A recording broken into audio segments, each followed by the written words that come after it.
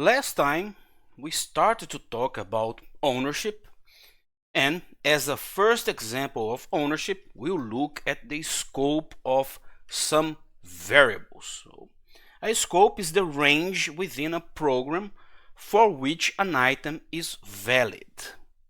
So scopes play an important part in ownership, borrowing, and lifetimes, and we will talk about borrowing and lifetimes after we understand the concept of ownership in more detail. And that means that scopes indicate to the compiler when borrows are valid, when resources can be freed, and when variables are created or destroyed. Variable bindings, they have a scope and are constrained to live in a block. And a block is a collection of statements enclosed by braces. So variables in Rust do more than just hold data in the stack.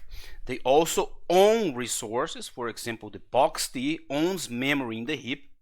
And Rust enforces what is called the RAII, or RAI, the resource acquisition is initialization. So whenever an object goes out of scope, its destructor is called and its owned resources are freed. So this behavior shields against resource leak bugs. And the thing is that we don't need to manually free memory or worry about memory leaks because of these characteristics in Rust. We have here an example. We have a main function, and here we have a block. This block has a smaller scope than the main function. This binding here only exists inside this block. So after this block, this binding doesn't exist anymore. And if we try to access this, what only exists in this block, we will have an error. So let's take a look in our previous example. We were using this music mp3 as example. We made something to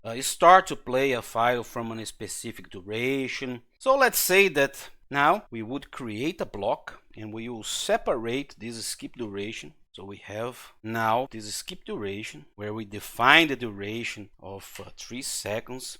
It's inside this block here. So let's see what happens when we try to compile and run. Oh, we already see that there is an error. So what's happening? Cannot find value is skip duration in this scope. So we had our main function, everything is going fine. We define this duration of 3 seconds, but now we put this duration inside this block, and that means that this binding here, this duration to the skip duration variable, only exists inside this block. And if we try to access, for example here, it already says cannot find value skip duration in this scope. And when we try to compile and run, it gives us if the binding skip duration is available in a different scope in the same function. Now we understand a bit more about scopes, blocks. So this is a block, and this binding is only valid inside this block. And as we said before, this is shielding us against resource leak bugs. When the object goes out of scope, its destructor is called and its own resources are freed. In this example here, we are having let s equals to hello. So the variable s refers to a string literal, where the value of the string is hard-coded into the text of our program. And the variable is valid from the point at which it's declared until the end of the current scope. So if we have here inside this block, s is valid from this point. We can do stuff with s here, but this scope is now over and s is no longer valid after this early brace here. 2 points to understand here. When s comes into the scope, it is valid, and it remains valid until it goes out of the scope.